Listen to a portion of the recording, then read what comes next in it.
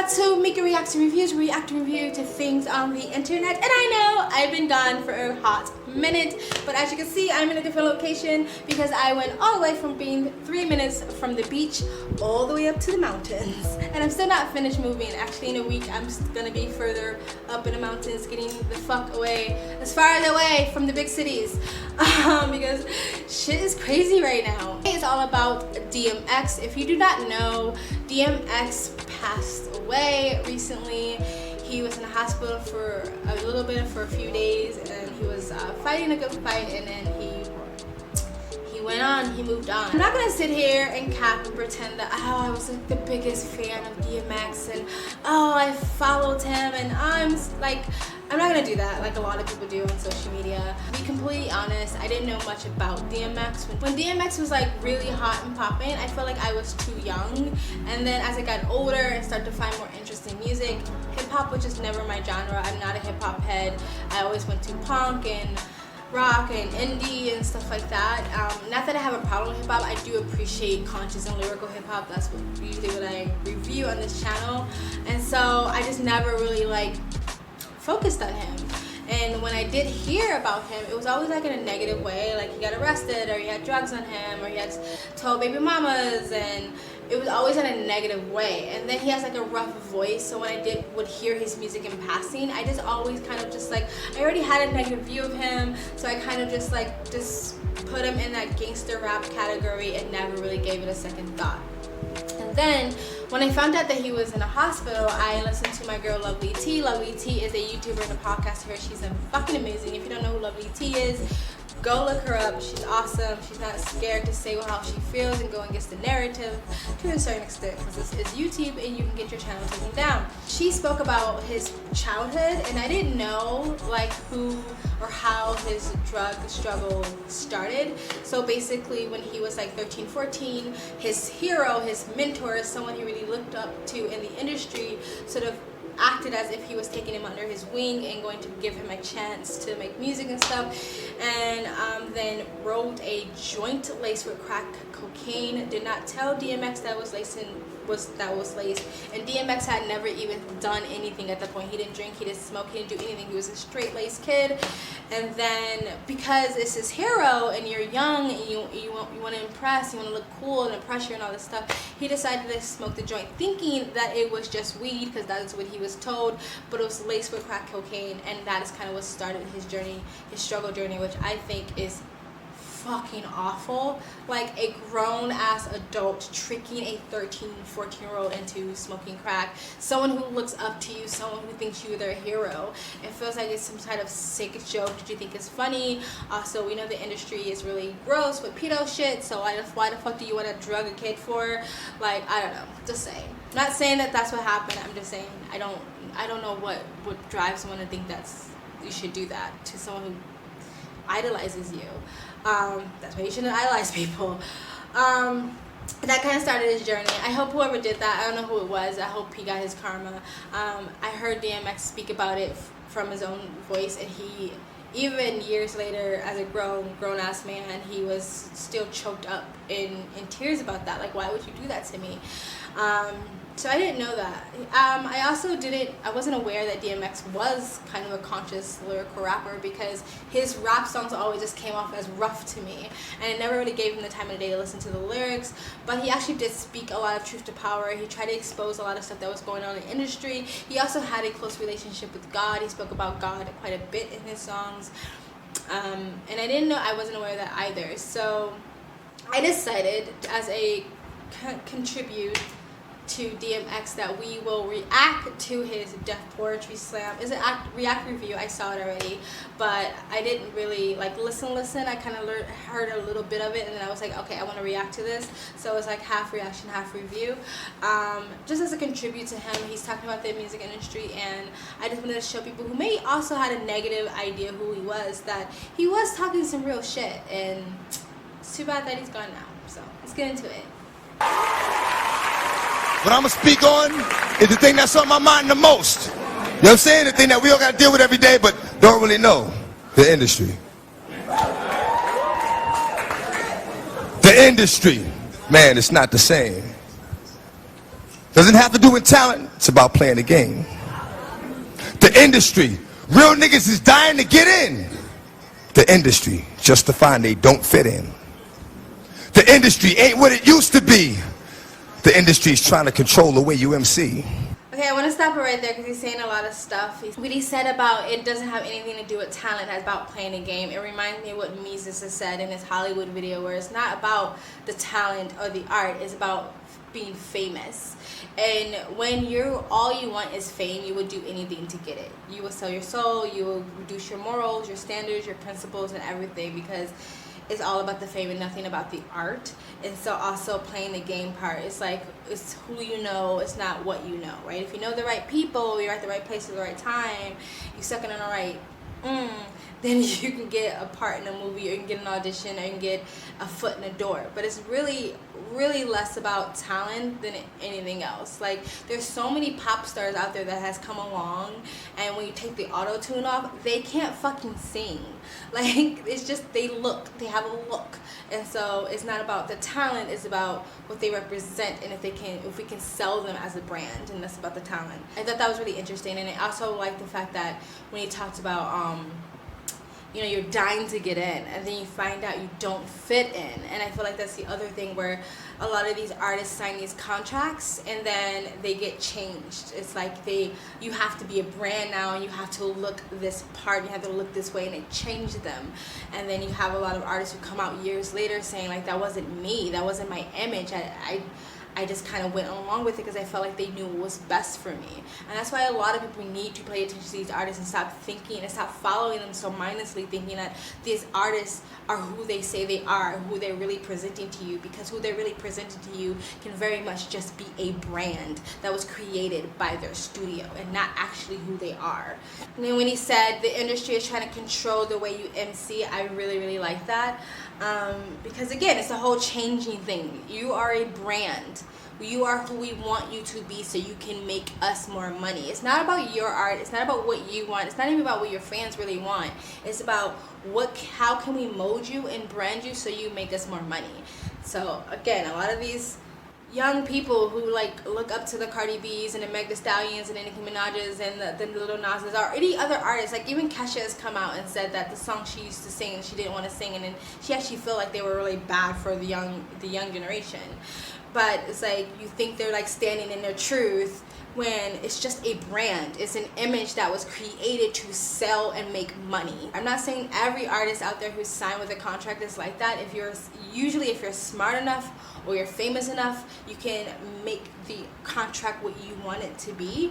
But most people, especially young people, and especially young people of color who get into the industry, they just sign that fucking contract because they want that money. They want money, they want fame, and it's like, dude, if I gotta shake my titties, and if I gotta say this and vote for that and speak that and say this is my truth to get that money, then I'm gonna do it, because that's all it matters to me. Like Cardi B has said multiple times, she is there to get the bag and she's there to get the coin. And when that's all you want, if that's your focus and that's all your focus is, you don't care how you get it because you just want it. Kind of amazing to me how some of these artists are like put up as our idols when it's a brand that we're idolizing. We're not idolizing them, we're idolizing a brand, an image that was created. All right, let's continue. They want you to dress like this and talk like that. But I'm going dress like this and talk with the bat. The industry got your word meaning nothing. The industry, fuck what you heard because he's bluffing. The industry, money, bitches, hate. But I dare you to try to take a fucking thing off my plate. The industry like, wait! But in the streets, we like, get 'em. 17 up in that thing. Catch them sleeping and hit 'em. The industry, if you ain't got a strong mind, the industry will break you down. It's a matter of time. The industry, vultures with nothing. I like when he said that, like, they will break you down if you don't have a strong mind, and they're vultures. Again, like, they don't give a crap about you. Like, Iggy Azalea came out recently, and I know Iggy Azalea is sometimes a hot mess, but two things can be read at the same time. You can be a hot mess and still be speaking truth. And so she came out and she talked about how, like, they really don't give a fucking flying fuck about their artists. They don't care. You're just a commodity. You're just a way to fill their pockets and to make them rich. So if you're struggling with mental health, if you're struggling with addiction, if you are being passed around and used and abused and sucked up and dried up, they don't care. As long as you're still making money, that's all that matters to them. She was struggling with alcoholism, and she said that they knew that. And instead of getting her help, or instead of being like, hey, let's have some cancel days for the tour, whatever, they would fill up her dressing room with bottles full of vodka. Now, she is an adult, and she is accountable and responsible for herself. But she was young as hell when she got into the industry. And most of these artists are very young, because old people, they're not brandable usually, unless they've already been in the game, unless they already have like a track record. But someone first coming up, they want them young. They want them young and fresh, because youth sells, sex sells, and they're young and stupid, and they can be used and manipulated. And so, yes, she's responsible for herself, but still she has a bunch of adults around her who is older than her, which is kind of allowing her to spiral. You know what I mean? Like, we sit there and point fingers at Lindsay Lohan, how she turned out, but she had people around her who watched her go down that path, and nobody stopped her, and nobody tried to help her. She was 16 years old doing that stuff, and people weren't trying to stop her. People weren't throwing interventions or anything. They didn't waited until she was so far gone, when she wasn't making money anymore, and then they want to start saying something about her substance abuse problem. We laughed and taunted Britney Spears for her mental breakdown, but we didn't sit there and see that they pushed her in that direction. Can you imagine being that young and literally having flashes in your face every 2 seconds? Literally having your business out there every 2 seconds, and then no one around you really caring about you, really caring about your mental health and your well-being? Because everybody's a yes man, and everybody's an opportunist, and everybody's a vulture. Everybody just wants to make money off of you. So, yeah, you might got a drug problem, but every time you take those pills, you get on stage and you look real good. So we're just going to give you more pills instead of trying to get you some actual help. So, I like that he said that. Let's continue. And the feast on. See me? I'm getting my beast on. The industry, stay in the dirt, play in the dirt, test the wrong one in the industry, and you will get hurt. I'm not an industry artist. I'm an artist in the industry. So I do what the fuck I want, because nobody can finish me. You are a real artist. Like, when you are there for the art. And I'm not saying just because you're an artist you can't make money. I don't like that whole thing when some artists think that, oh, you can't buy into capitalism if you're an artist. You can still make a living. I think you should deserve to make a living off your art. But when you're a real artist, like, you won't do anything to get there, because you will be, your soul, your spirit, your artistic spirit and soul will be fed by just being able to perform anyway. Like, even if you're not making tons of money, even if you're not getting tons of fame, even if you're not getting tons of validation, it's the fact that you get to perform, or the fact that you get to draw, or the fact that you just get to write, that fuels your soul. Yes, you should be able to figure out a way to monetize that, but when you're in it for the art, it's not the same thing when you're trying to in it just for the fame and the money. It's a completely different ballgame.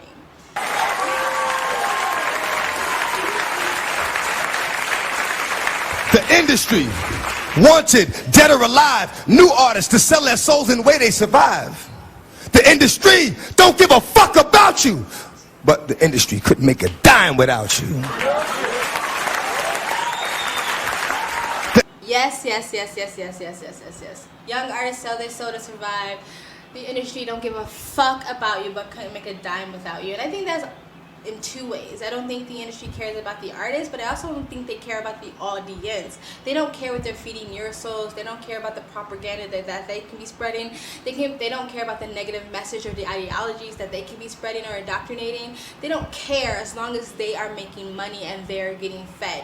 There's just so many people that's in the industry that push stuff that they would never let their own kids do. And I'm not even talking about stuff like Cardi B.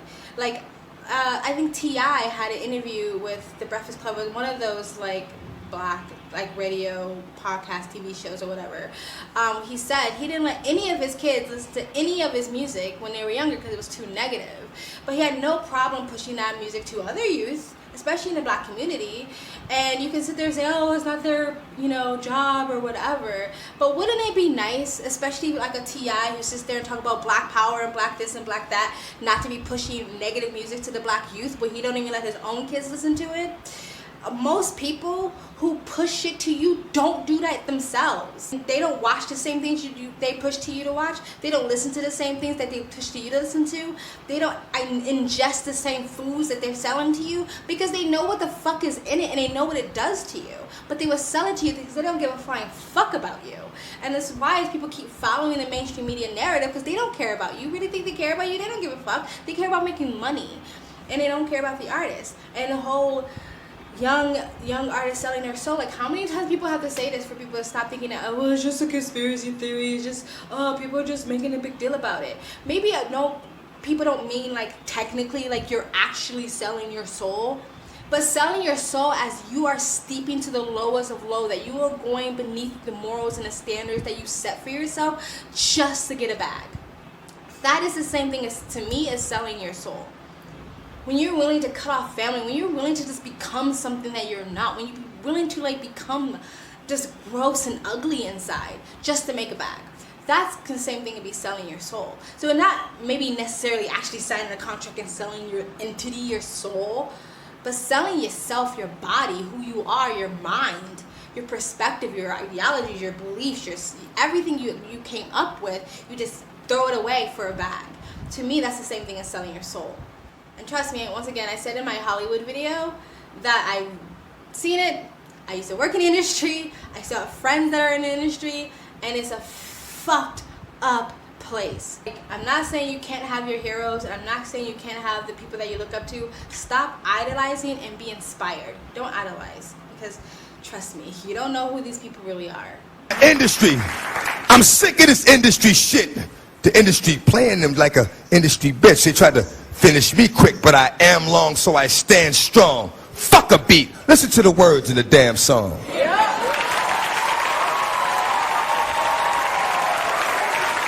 I only know how to speak the truth. You know what I'm saying? How many times have I said on this channel that a lot of trash music, the lyrics are trash, and what they do is they put a nice beat over it, so you don't actually pay attention to the lyrics. You just like, oh, this beat is, ooh, this beat is kicking, yay. But the lyrics is trash. Either it's trash, it makes no sense, or they're saying some shit that you don't actually you don't want in your soul, you don't want in your spirit, you don't want that energy, but you're not paying attention to it, so you just listen to the beat. Going back to Kesha, you know, if you don't know anything about Kesha, she had a long battle with her studio and basically came out and said she was molested, RAPE'd continuously by her manager, and she wanted out of her contract, and they wouldn't let her out because they don't give a fuck about their artists. They only eventually let her out after years of pressure from the public to release her from a contract. For years, she couldn't write any music or release any new music because the money would go to her manager. Can you imagine having to pay the person who sexually abused you for your art? For what came from you?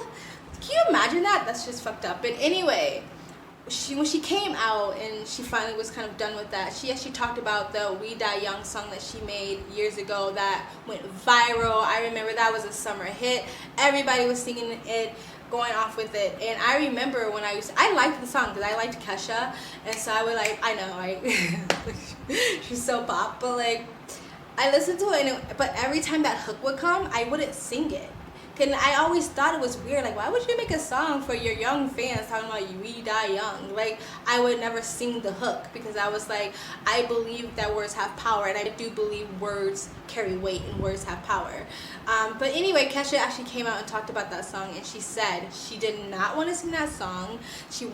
She was forced to sing that song, to record that song, and then she had a problem with the hook as well, and she also believed that it had some weird shit going on within that song. Like, why would you want millions of kids to repeat over and over and over again, we die young? That's weird. So again, what they will do is they put a kick-ass beat over something, and either it's trash lyrics or you don't really understand what the fuck you're just kind of like mindlessly repeating and speaking back into yourself. So I don't know, that was a lot, but let's continue.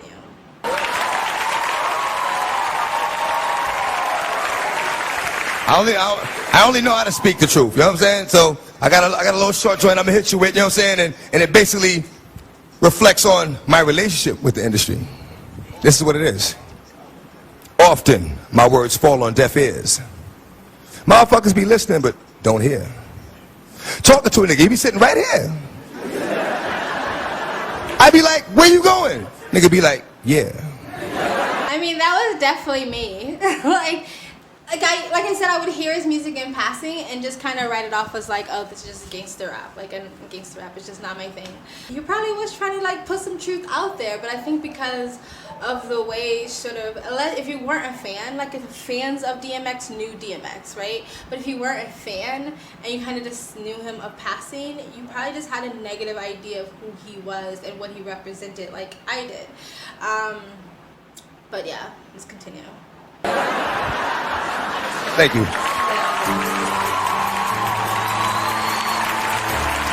Wow, the standing ovation kind of got me because like he's passed, so it feels like more like a send-off. Like, you know, I hope you're now living in peace.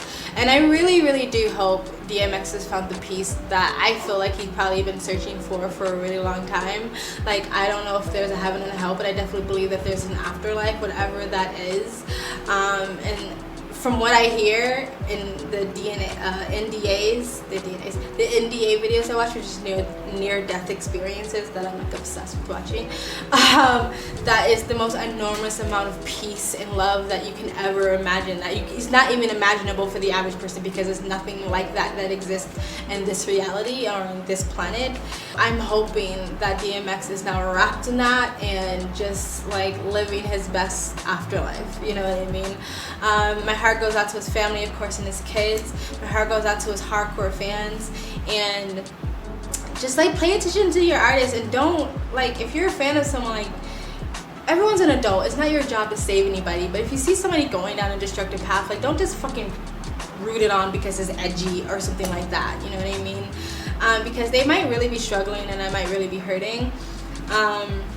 Stop idolizing artists because a good portion of them are a brand. They're an image. It's not who they are. So you're not idolizing them. You're idolizing a brand and an image. The industry doesn't care about you. They're just to make money. So whatever they're pushing to you, whatever they're selling to you, whatever they're speaking it to you, it's not about because they care or they want to help. It's about selling products. Even these brands who go super woke and say they support BLM or women's rights or blah blah blah, it's about making money. They don't give a fuck about you. Yeah, so that's it, guys. Like, I feel bad that I didn't really know DMX that well, but I'm scared. I'm not gonna sit here and cap and be like, oh my god, I was such a big fan, oh my god. Like, I'm not doing that. Like, I wasn't, and I just really felt about him. I read into him, or I looked into him just a few days ago, and before he passed, I think it was a couple days before he passed. So I actually am sad about that. If there's any really good DMX songs that you guys would like me to react to as a can contribute to DMX, which is kind of sucky because then it's like, oh, they get so much more love when they pass away, but like, yeah.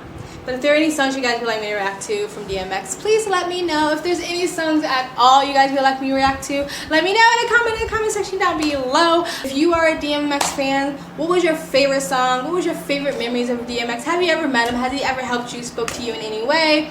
Let me know in the comment section down below. Please like, comment, and subscribe, guys. Hit the bell to get the notifications when I do upload it. Oh, it helps with the algorithm, guys. Help this channel grow. Helps me bring you more entertainment. I also have a second travel vlog channel. If you guys want to know where I am in the world, please go down in the description box below. Hit the link, go subscribe to that channel, and follow me on Instagram. All right, and you guys have an amazing, amazing day.